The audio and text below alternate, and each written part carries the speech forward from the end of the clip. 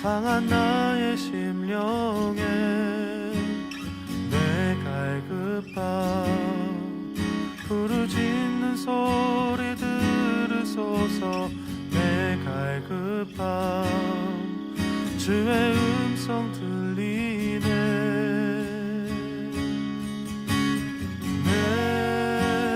내게로 나오라. 영원히 영원히 목마름 전혀 없으리.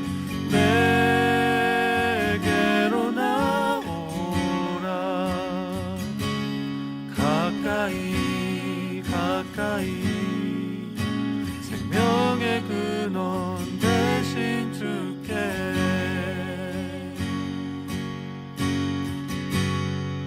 내 갈급함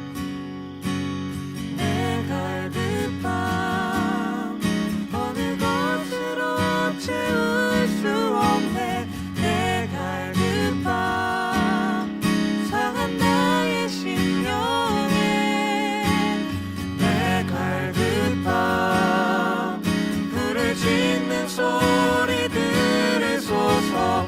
내 갈급함 주의 음성 들리네.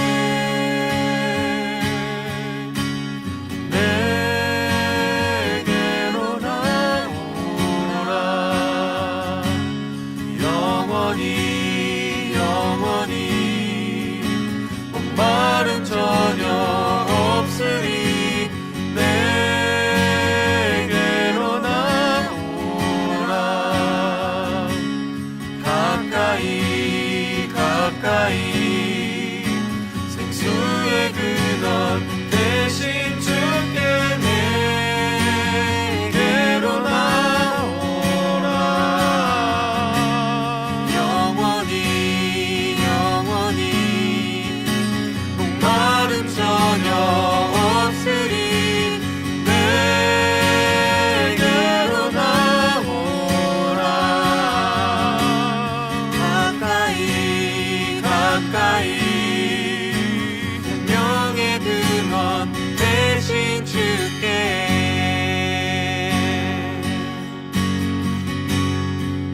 주 앞에 엎드려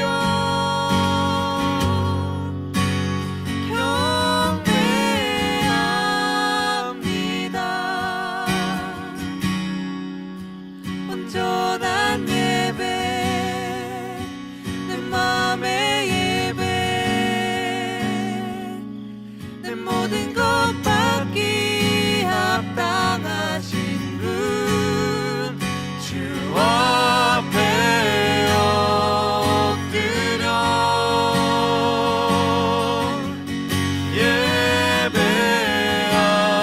예배합니다. 나의 모든 삶 나의 모든 뜻 말씀 앞에 순종하는 삶의 예배 드리기 원하네.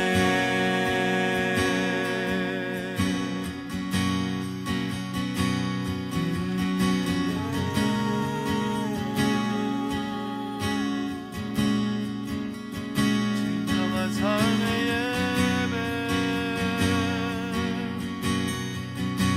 드리기 원하네.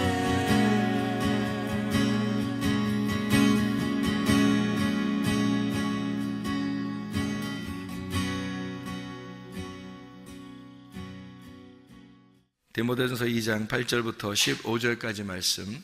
그러므로 각 처에서 남자들이 분노와 다툼이 없이 거룩한 손을 들어 기도하기를 원하노라. 또 이와 같이 여자들도 단정하게 옷을 입으며 소박함과 정절로서 자기를 단장하고 따은 머리와 금이나 진주나 값진 옷으로 하지 말고 오직 선행으로 하기를 원하노라. 이것이 하나님을 경외한다 하는 자들에게 마땅한 것이니라. 여자는 일체 순종함으로 조용히 배우라. 여자가 가르치는 것과 남자를 주관하는 것을 허락하지 아니하노니 오직 조용할지니라. 이는 아담이 먼저 지음을 받고 하와가 그 후며 아담이 속은 것이 아니고 여자가 속아 죄에 빠졌음이라. 그러나 여자들이 만일 정숙함으로써 믿음과 사랑과 거룩함에 거하면 그의 해산함으로 구원을 얻으리라. 아멘. 여기에 보면 남자들은 거룩한 손을 들어서 기도하기를 원한다, 그렇게 이야기를 했습니다. 기도를 위해서 어떻게 해야 되는가? 손을 들어서 거룩한 손을 들어서 기도하기를 원한다 그랬으니까, 손을 든다는 것은 뭐예요? 항복한다는 말 아니에요. 무릎을 꿇는다는 것은 복종한다는 말이고,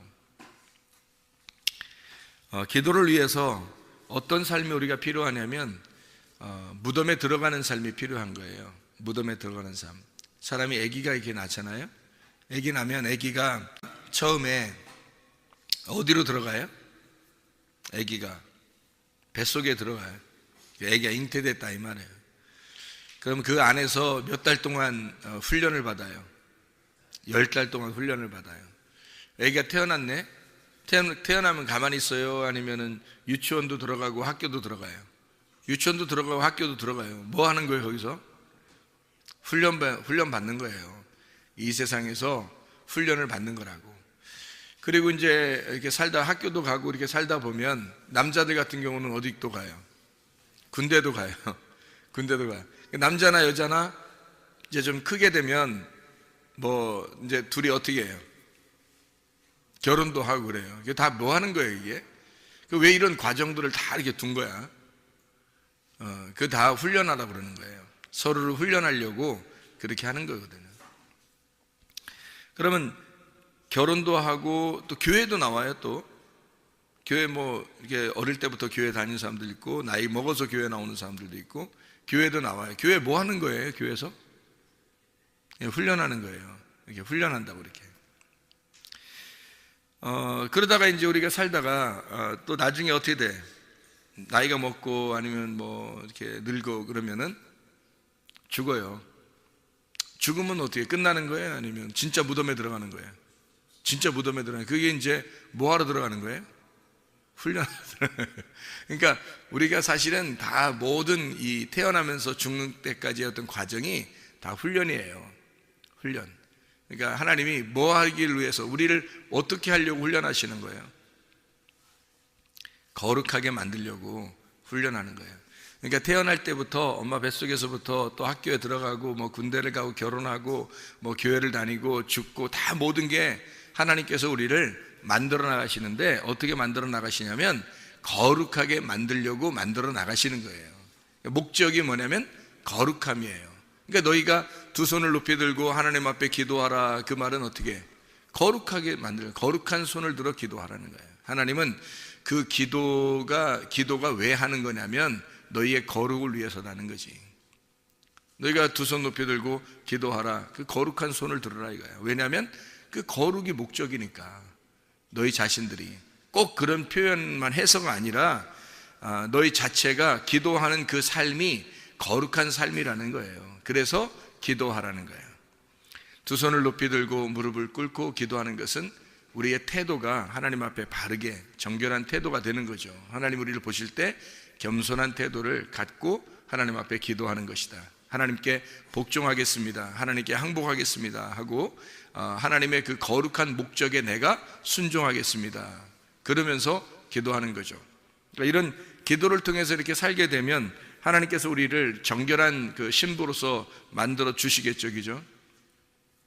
자, 이 세상에서 정결한 처녀가 누가 있을까? 이 세상에서 이제까지 성경에서 중에서 가장 정결한 처녀가 누굴까요? 성경에서 처녀 중에 가장 정결한 처녀가 누굴까? 마리아겠죠? 왜 마리아가 정결한 처녀예요?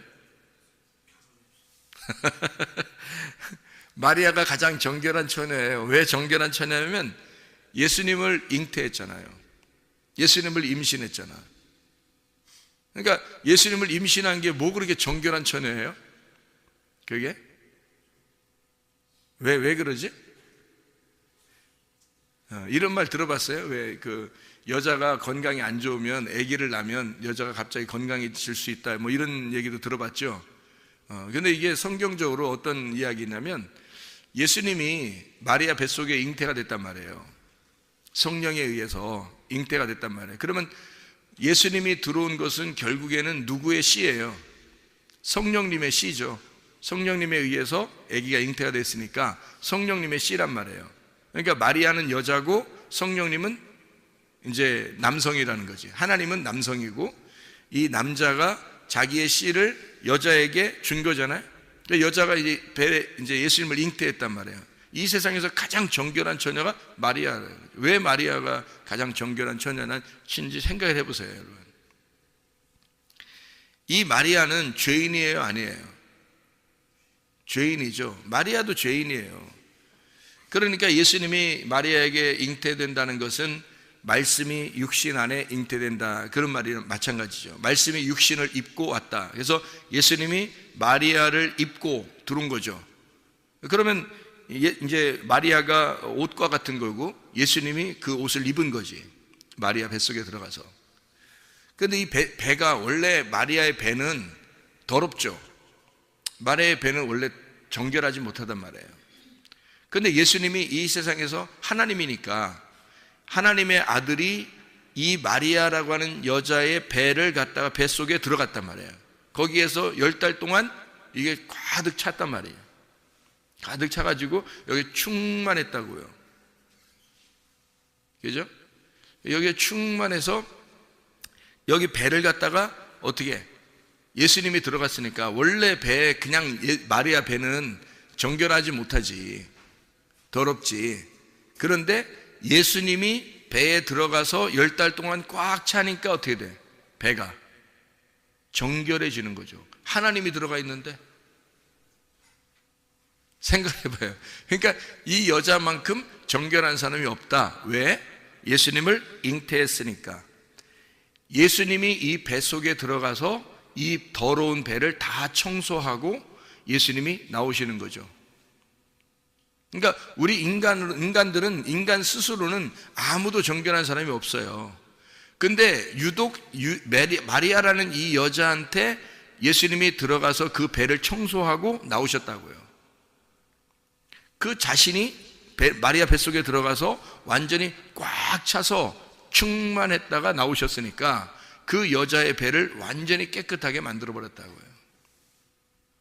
그러니 이 여자만큼 정결한 사람은 없는 거죠. 그러니까 예수를 잉태하고 예수를 해산했다는 것은 그 자체가 거룩한 것이고 축복이라는 거죠. 마리아만큼 정결한 사람이 없다. 그래서 디모데전서 2장 15절에 해산함으로 너희가 구원을 얻을 것이다. 여자들이 만일 정숙함으로써 믿음과 사랑과 거룩함에 거하면 그의 해산함으로 구원을 얻게 될 것이다. 아들을 잉태하고 출산하는 역사죠. 그럼 이 아들을 잉태하고 출산하면은 크게 변화되는 게 하나 있는데 엄마와 아기가 함께 먹고 마신다는 거죠. 그게 큰 변화예요. 원래는 엄마는 엄마, 아들은 아들 이렇게 나오면 이게 엄마는 엄마대로 먹고 아들은 아들대로 먹겠죠. 그런데 이 엄마가, 이 아기가 뱃속에, 엄마 뱃속에 들어가면은 엄마가 먹는 게 아기가 먹는 거라고요. 그죠? 그리고 엄마가 먹는 식성이 완전히 바뀌어버려요. 왜? 아기가 먹는 것을 엄마가 먹게 돼 있는 거니까. 그러니까 아기가 먹는 걸 엄마가 먹고 엄마가 먹는 걸 아기가 다시 또 먹는 거란 말이에요. 참 희한한 원리죠, 성경에 보면. 그러니까 우리가 하나님의 아들을 잉태하게 되면 요한계시록 3장 20절의 말씀처럼 하나님의 아들이 나에게 먹을 걸 제공하고 내가 하나님의 아들에게 먹을 걸 제공해서 함께 먹는다는 말이 요한계시록 3장 20절에 나오는 거지. 그래서 그걸 교회라고 그러고 그거를 천국이라 그렇게 말하는 거예요. 하나님의 나라는 함께 먹는 것이다. 이거를 예배, 함께 먹는 것을 예배라 그렇게 표현하는 거죠. 함께 먹여주는 거죠. 그걸 예배라 그렇게 말해요. 그럼 우리가 가장 중요한 게 뭐냐면 이 속에서 배에 하나님의 아들이 잉태가 되느냐, 이게 중요한 거죠. 하나님의 이 우리의 배에서 이 생수의 강이 흘러나오듯이 이 배에 하나님의 그 아들이 잉태가 되면 모든 건 완성되는 거거든요. 근데 잉태된 사실을 사람들이 잘 몰라요. 우리의 뱃속에 하나님의 씨가 뿌려졌는지 안 뿌려졌는지 사람들이 쉽게 깨닫지를 못한다고요. 왜 깨닫지를 못하는가? 금방 알면 좋잖아요. 야, 진짜 하나님의 씨가 우리 안에 임했구나, 우리 안에 지금 씨가 심어졌구나, 이거를 정확하게 알면은 얼마나 좋겠어요. 그런데 대부분의 사람들이 그거를 잘 모른다고요. 그럼 이 과정을 어떻게 하면 알 수가 있느냐는 거죠. 어떻게 하면. 여러분, 어떤 과정을 통해야 이거를 알 수 있겠어요? 어떤 과정을 통하면 하나님의 아들이 내 속에 씨를 심었구나, 내 속에 잉태가 되었구나, 이제 해산하는 고통만, 이 해산의 고통을 통해서 내가 진짜 구원을 받겠구나 라고 하는 것을 어떻게, 어떤 과정을 통해서 알 수 있을까? 이게 아기가 있다는 사실을, 하나님의 아들이 우리 속에 들어왔다는 사실을 어떤 과정을 통해서 알 수 있을까? 회개하는 과정을 통해서 알 수 있어요.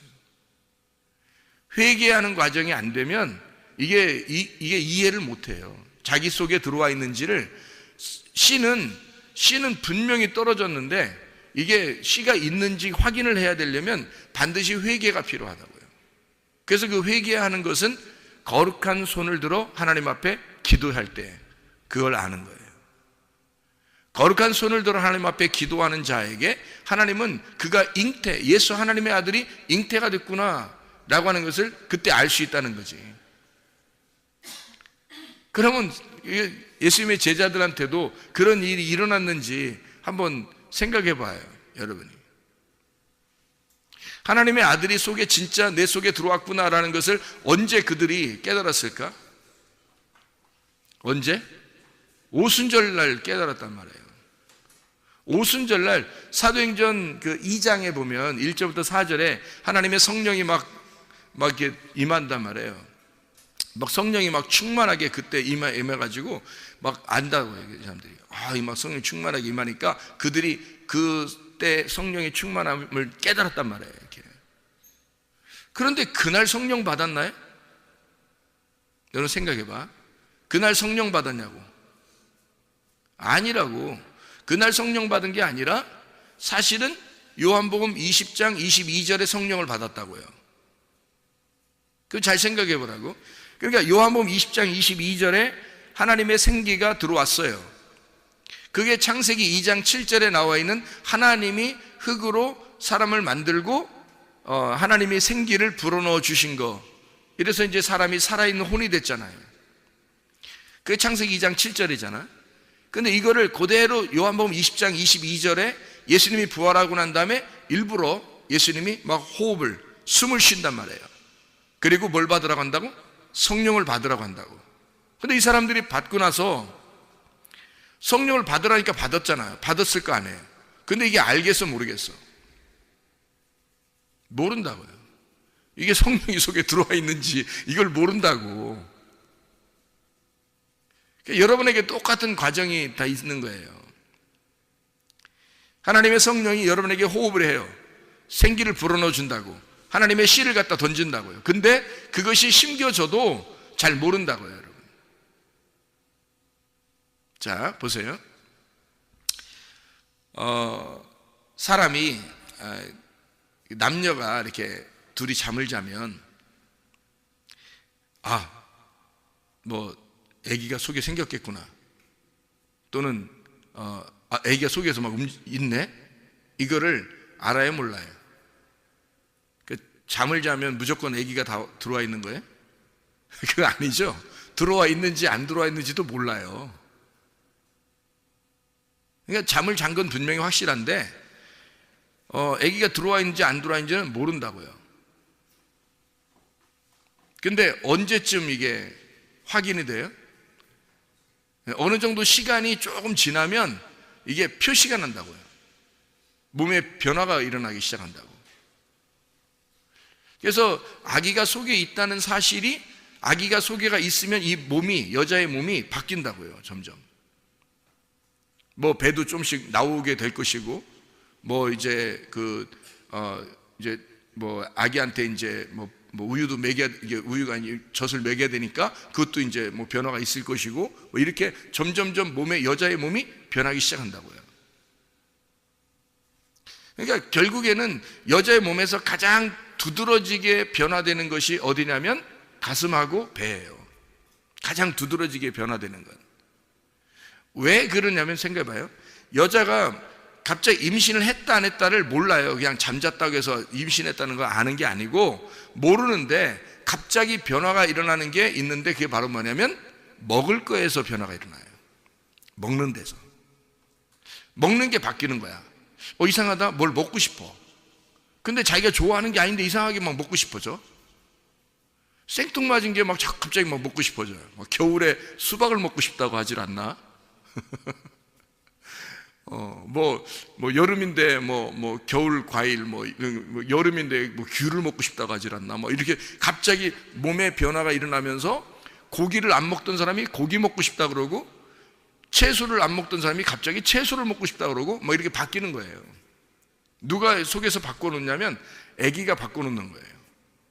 그러니까 먹을 거에서 먼저 변화가 일어나고 그리고 가슴에서 변화가 일어나고 배에서 변화가 일어나기 시작해요. 그럼 그때 이제 벌써 어떻게 돼요? 내가 내 몸이 아니구나라는 걸 깨닫게 되면서 이게 속에 아기가 있구나. 이제 뒤로 이제 거슬러 올라가 보죠. 그러면 진짜 이제 아기가 있다는 걸 알게 되는 거지. 그때서. 그 전에는 모른다니까요. 전혀 똑같아요. 요한복음 20장 22절에 하나님의 씨가 그들에게 들어왔어요. 그런데 그들은 전혀 몰랐다고. 그게 들어와 있는지도 몰랐다고. 그런데 그걸 언제 알았냐면 사도행전 2장 1절부터 4절까지의 말씀에서 그때 예수님이 제자들에게 잉태가 되었구나 라고 하는 사실을 그때 깨닫게 된 거예요. 그리고 그들은 그때부터 몸의 변화가 일어나기 시작한 거죠. 그러니까 그 알게 되는 어떤 시점이 있다고요. 이게 그 알게 되는 시점이 언제냐면 회개할 때라는 거죠. 그들이 거룩한 두 손을 들어 하나님 앞에 기도할 때라는 거죠. 하나님의 말씀을 여러분이 들었다고 해서 다 그냥 속에서 임신했다는 사실을 여러분이 깨닫는 게 아니라 잘 몰라요. 말씀이 떨어지는데도 몰라요. 그런데 어느 날 여러분이 그 말씀 붙들고 기도하는데 하나님의 역사가 일어나기 시작하고 속에서 변화가 일어나기 시작한다는 거죠. 하나님의 아들이 여러분을 주관하기 시작한다는 거죠. 여러분을 통치하기 시작하는 거예요. 주인이 바뀌기 시작하는 거예요. 점점 바뀌기 시작하는 거야. 내가 내 뜻대로 막 살려고 했었는데 이상하게 그게 잘 안 되는 거예요. 어느 날부터 자꾸 교회 중심으로 바뀌는 거예요. 사람이. 어느 날부터 말씀 중심으로 사람이 바뀌기 시작하는 거예요. 어느 날부터 하나님 중심으로 말씀이 막 이 속에 변화가 막 신호하기 시작하는 거예요. 자기도 모르게. 이게 임신했다고 하는 사실을 깨닫는 순간이라면 이상하다. 내 몸에 변화가 일어나네. 내 마음에 변화가 일어나네. 내 생각에 변화가 일어나네. 언제로 거슬러 올라가 보니까 하나님의 씨가 떨어진 그 말씀을 붙들고 기도한 시점이 있더라는 거죠. 그때부터 하나님의 역사가 우리의 속에서 일어나기 시작한다는 겁니다. 확인하게 되는 거죠. 하나님의 성령이 그냥 들어왔다가 그냥 아무것도 모르게 가만히 있는 게 아니라 어느 날 사람을 갖다가 확인을 시킨다고요. 씨가 들어와 있다고 하는 사실을 어느 날 시간이 되면 이게 확인이 된다고. 근데 내내 그냥 똑같아. 씨가 들어왔는 것 같은데 내내 똑같아. 그럼 어떻게 될까요, 이 사람? 씨가 들어온 줄 착각한 거죠. 임신 안 된 거죠. 그러니까 성경에서는 우리에게 잉태하는 그 고통을 통해서 출산의, 해산의 고통이 나오는 거예요. 잉태가 돼야 해산이 나오는 거지. 하나님의 아들이 내 속에 잉태가 돼야 하나님의 아들이 출산이 되죠. 하나님의 아들이 출산하면 이 여자가 어떻게 되는 줄 알아요? 완전해지는 거예요. 거룩한 여자가 되는 거예요. 왜? 나는 부정했는데 하나님의 씨가 내 속에 들어와서 나를 정결하게 내 배를 싹 훑어서 내 배를 다 청소해서 나오게 되니까. 그러니까 나는 정결한 배가 되는 거죠. 하나님의 성령이 내 속에서 주관하는 정결한 배가 되는 거라고. 그러니까 정결한 사람이 되는 거예요. 그러니까 마리아가 되는 거지. 한마디로 순결한 그 정결한 마리아가 되는 거죠. 하나님 앞에. 그러니까 이 씨를 전달받는 자가 누구냐? 여자예요. 땅입니다. 그죠? 씨를 전달하는 자는 남자예요. 예수님이에요. 그러니까 땅인 나에게 예수님이, 하나님의 성령이 우리에게 씨를 전달해서 그것을 물론 씨를 전달해 주는데 그걸 아느냐 이거야. 모른다는 거지. 자기가 모르고 있다가 이것이 어느 날 드러나게 된다는 거예요. 이 씨를 가졌다고 하는 사실을 드러나게 된다. 그러니까 뭐만 우리에게 씨를 이렇게 맺냐면, 씨라는 게 이 땅에 있는 씨도 있고 하늘의 씨가 있어요. 땅에 있는 씨는 하늘의 열매를 맺을 수가 없어요. 그래서 하늘의 씨만 이 땅에 내려와서 하늘의 열매를 맺는다고. 그게 진리의 말씀이라고요. 진리의 말씀이 여러분에게 떨어져서 다른 것들도 아이고 내가 뭐 말씀 많이 듣고 뭐 나 뭐 했는데, 그런 씨는 열매 맺는 게 아니라고요. 그거는 아무리 많이 받아도 그건 이스마엘의 그 사람들밖에 되지 않는다고요. 짐승의 씨밖에 되지 않는다고. 그래서 그게 더 많죠. 수많은 사람이 있을 수 있죠. 그러나 진짜 하나님의 진리의 씨, 그것이 들어와야 그게 착상이 되고, 그 씨가 들어와서 착상이 되면 임신을 하게 되는 거예요. 그 임신을 확인하는 그 회개를 통해서 그 하나님의 아들이 되는 거예요. 그러니까 이삭의 자손이 되는 거지. 아브라함과 이삭과 야곱의 자손, 우리도 하나님의 아들들이 된다는 얘기예요. 그렇게 돼요. 그래서 이 속에 예수님이 잉태했다가 이 속에서 출산하면 나는 거룩한 정결한 여자가 되니까 하나님의 사람인 거죠. 그게 신부예요. 그게 그리스도의 신부. 왜? 신부라는 건 뭐예요? 원래 처녀였는데 처녀는 정결한 게 아니거든요. 부정하단 말이에요. 근데 처녀 중에 부정한, 모든 부정한데 우리가 하나님의 아들이 들어왔다가 이게 여기서 배를 다 훑어서 나갔단 말이에요. 그래서 이 배가 깨끗해졌어. 그래서 나는 누구의 씨를 받았던 사람이에요? 예수의 씨를, 그 신랑의 씨를 받았던 사람이라나.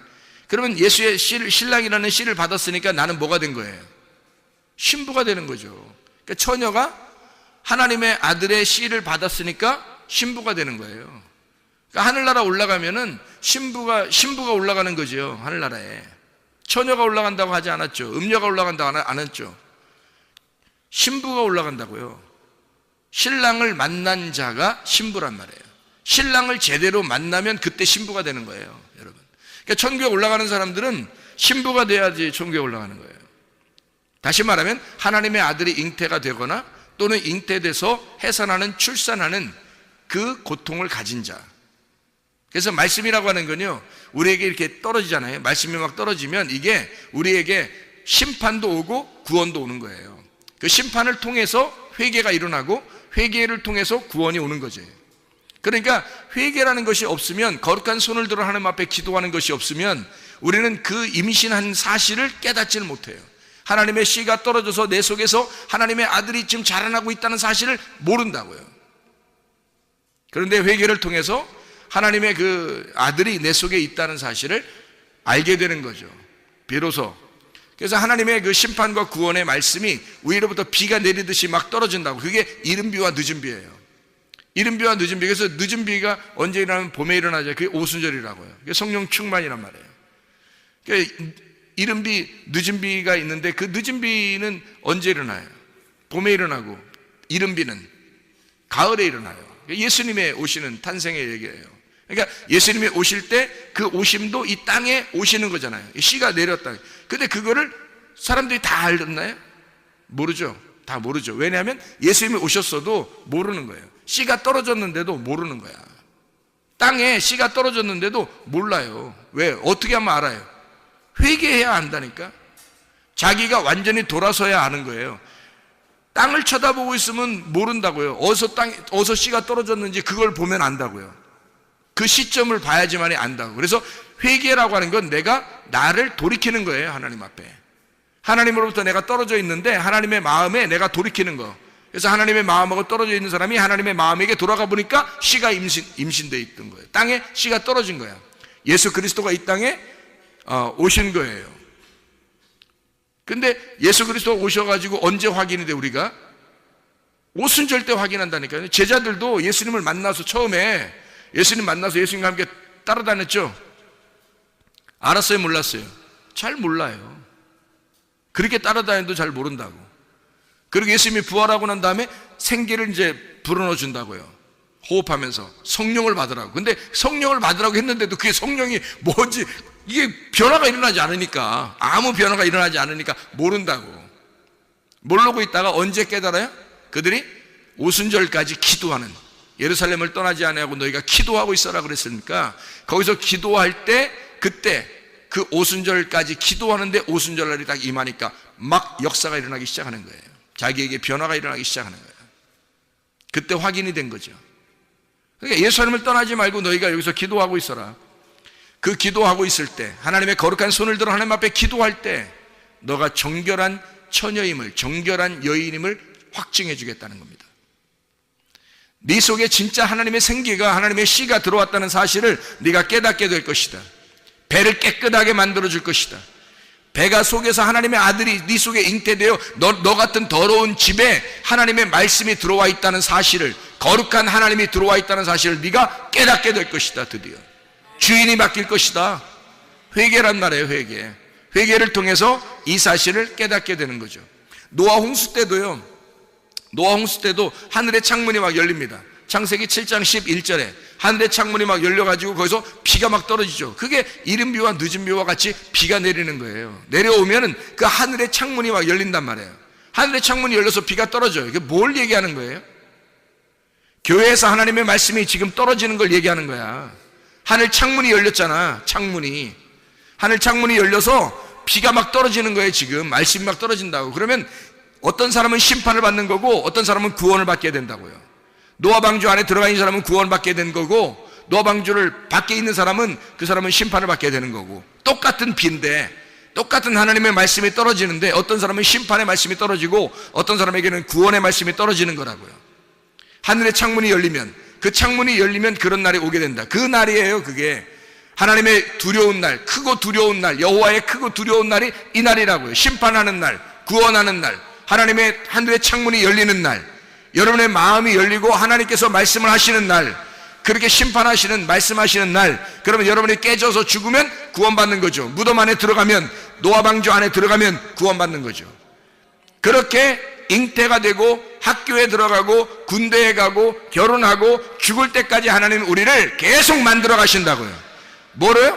거룩하게, 하나님의 거룩함으로, 하나님의 창조의 목적대로 하나님의 모습처럼 만들어 나가신다고요. 처음에는 그런 모습이 아니었는데 하나님이 계속 만들어서 하나님의 모습으로 만들어버리는 거라고 얘기해요. 그게 하나님의 역사라고요. 우리 보고 기도하라 그러죠. 왜냐하면 너희가 기도를 통해서 그걸 깨닫게 되니까. 기도하지 않으면 이거를 알지 못한다는 얘기야. 너희에게 씨가 떨어졌는데도 이해를 못해요. 무슨 이게 떨어졌는지도 모른다고요. 근데 기도할 때 깨닫는 거야. 기도할 때 말씀을 붙들고 기도하는 거예요. 아, 그 말씀이 내게 떨어진 하나님의 말씀의 씨앗이었구나, 하나님의 아들이었구나, 이 속에 잉태됐구나 하는 사실을 그가 간절하게 거룩한 두 손을 들어 기도할 때 깨닫는 것이라 이 말입니다. 여자는 그 뱃속에서 내 속에 잉태가 되었구나 라고 하는, 내 땅이라는 이 아래 나 여자에게 남자의 씨가, 신랑이라는 예수의 씨가 땅에 떨어졌구나, 하나님의 말씀이 떨어졌구나 내 속에, 이거를 알게 되는 거죠, 여자가. 그래서 이것을 출산하게 되면, 아이를 해산하고 출산하게 되잖아요. 그러면 뭐가 돼요? 이 여자가 엄마가 되죠. 엄마가 되면 완전해지는 거예요.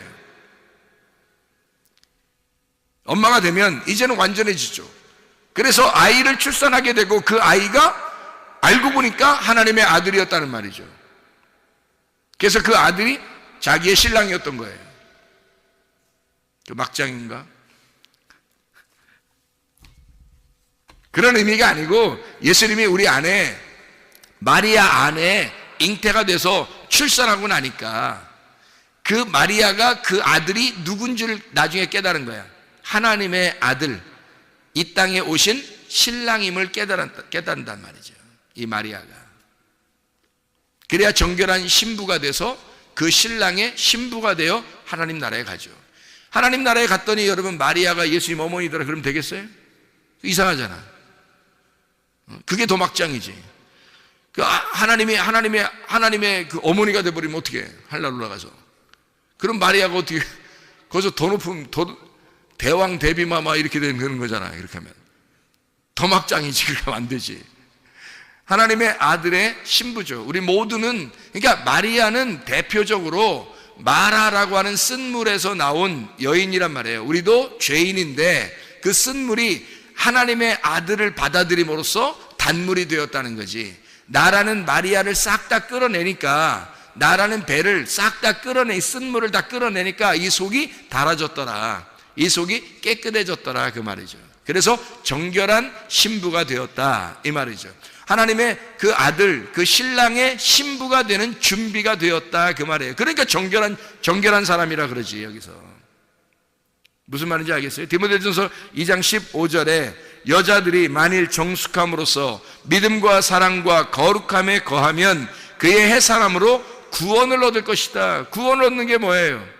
하나님의 아들의 신부가 되는 거예요.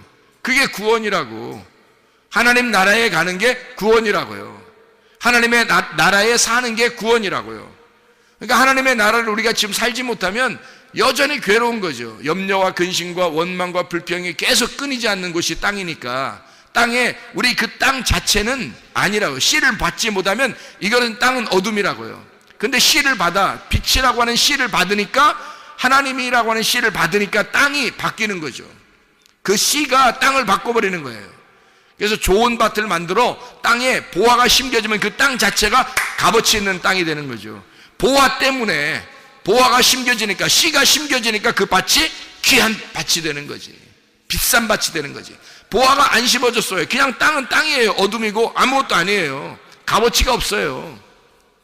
그런데 씨가 심겨졌어, 보화가 심겨졌어요. 그 땅은 귀한 밭이 되는 거죠. 비싼 땅이 되는 겁니다. 하나님의 그 말씀이 우리의 속에 들어와서 우리의 속에 하나님의 아들이 잉태, 착상이 되고, 그리고 그 속에서 거룩한 아들이 자라나게 되면 우리는 이제 하나님의 아들이 되는 거예요. 그 사실을 언제 깨닫는가? 오순절 때 깨닫는다. 오순절 때 깨닫는다는 말은 뭐라? 기도할 때, 거룩한 두 손을 들어 기도할 때 깨닫게 된다. 그거를 깨닫게 되면 하나님의 아들이 내 속에 있음을 알게 되니까 하나님의 아들 중심으로 살게 되는 거죠. 그러면 이게 천국이란 말이에요. 여러분, 이 땅에 살면서도 천국 살아야지. 그리고 천국 살다가 천국을 가야 될 거 아니에요. 그 천국이라는 나라가 어느 나라예요? 하나님의 아들의 나라예요. 하나님의 사랑의 아들의 나라. 그게 천국이라고. 그럼 그 아들과 함께 있어야 가는 거죠. 그 아들이 있다는 사실을 내가 깨달으면 담대할 것이고, 아들이 속에 있다는 사실을 깨닫지 못하면 불안할 거란 말이죠. 그 하나님이 우리에게 주시는 영은 두려워하는 영이 아니라는 거잖아. 그죠? 하나님의 아들이 오시는 그 하나님의 아들의 그 영은 두려워하는 영이 아니에요. 능력과 사랑과 절제하는 영이죠. 하나님 우리를 통치하시고 컨트롤하는 하나님의 계획, 그런 영이란 말이에요. 두려워하는 영이 아니라고요. 그러니까 세상에 어떠한 일이 벌어져도 하나님의 아들이 내 속에서 착상이 되고 그 속에서 하나님의 아들이 자라나기 시작하면, 그 사실을 깨닫게만 되면, 언제? 오순절에. 여러분의 속에 오순절이 임해야 된다고. 하나님의 그 오순절이, 왜냐하면 하나님의 말씀이 예수님이 호흡을 해서 딱 호흡을 했는데 그냥 생기가 들어왔다고 그냥 다 아는 게 아니라니까. 그날 아는 게 아니에요. 요한복음 20장 22절에 보면 그때부터 사도행전 2장에 있는 때까지 기간이 남아있어요. 그때까지는 몰랐다고, 제자들이. 그 자기들 속에 뭐가 있는지 확인을 못했다고요. 근데 사도행전 2장이 딱 되니까 하나님의 성령이 막 역사하심을 깨달았다고요. 그때, 그날 확실히 자기 속에 하나님의 아들이 있다는 사실을 깨닫게 된. 그러니까 담대하지. 이제 그때부터 하나님의 아들이 나와 함께 있구나라는 걸 담대하게 되죠. 하나님의 그때 예수가 내게 호흡을 주신 그 말씀이 내 속에 하나님의 아들이 잉태된 하나님의 아들과 내가 함께 있구나라는 그 사실을 깨닫게 된 거죠. 그날 오순절날 깨닫게 된 것입니다. 뭐 할 때? 거룩한 두 손을 들어 기도할 때 이 사람이 깨닫게 된다는 거지. 그런 담대함으로 살아가야 이 땅 사는 주님 오실 때까지, 우리가 재림하는 그 주님 오실 때까지 계속해서 우리가 담대한 마음으로 살아갈 수 있는 것은 오순절을 경험한 사람들만이 그때 주님을 담대하게 살다가 주님 만나게 되는 것입니다. 오순절이 여러분 속에 임하시기를 바랍니다. 기도하겠습니다. 우리 하나님 아버지 사랑과 은혜를 감사합니다. 하나님, 예수 그리스도의 말씀이 늘 우리에게 떨어지지만, 그 씨가 늘 떨어지지만, 그 생기가 늘 우리에게 들어오지만, 하나님의 아들이 늘 우리에게 들어와 계시지만, 그러나 우리가 깨닫지를 못하고 있을 때가 얼마나 많은지 모릅니다. 하나님, 오순절이, 하나님의 성령의 오순절이 우리에게 임하게 하셔서 하나님의 성령으로 충만한 시간들을 살다가 주님 만나게 도와주시옵소서. 예수 그리스도 주님을 경험하다가 주님 만나게 도와 주시옵소서. 천국을 살다가 주님 만나게 도와 주시옵소서. 예수 그리스도 존귀하신 이름 받들어 기도 올리옵나이다. 아멘.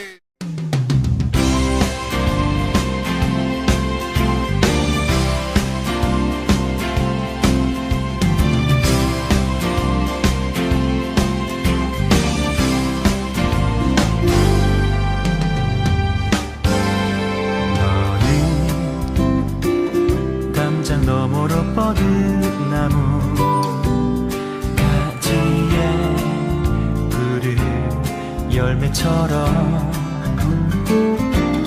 하나님의 귀한 축복이 삶에 가득히 넘쳐날 거야.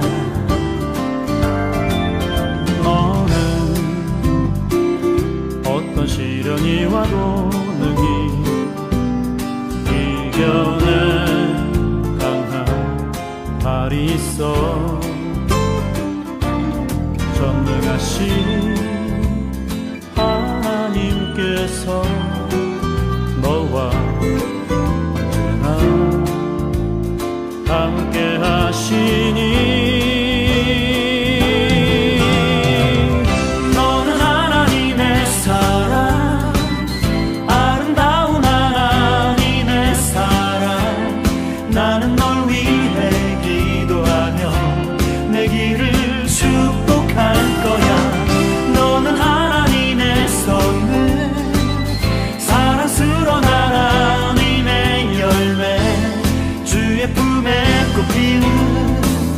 나무가 되어줘.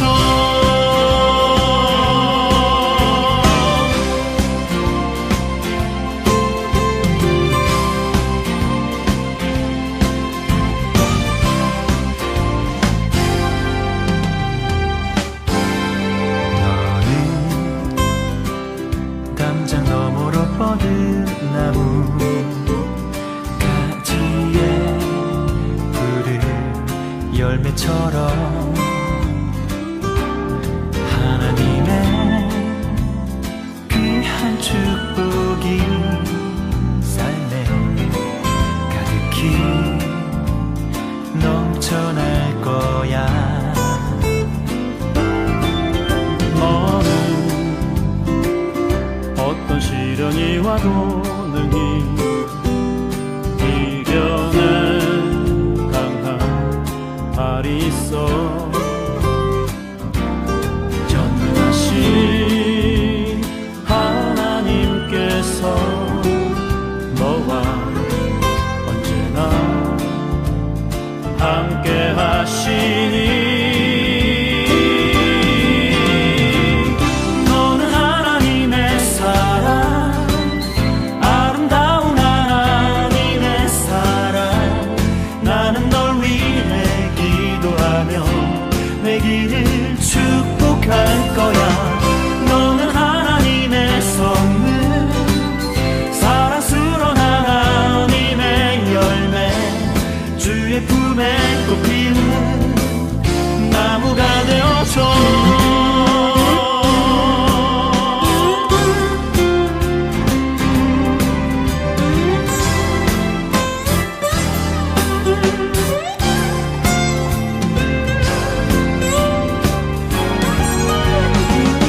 너는 하나님의 사랑, 아름다운 하나님의 사랑. 나는 널 위해 기도하며 내 길을 축복할 거야. 너는 하나님의 선물, 사랑스러운 하나님의 열매, 주의 품에 꽃 피운 나무가 되어줘.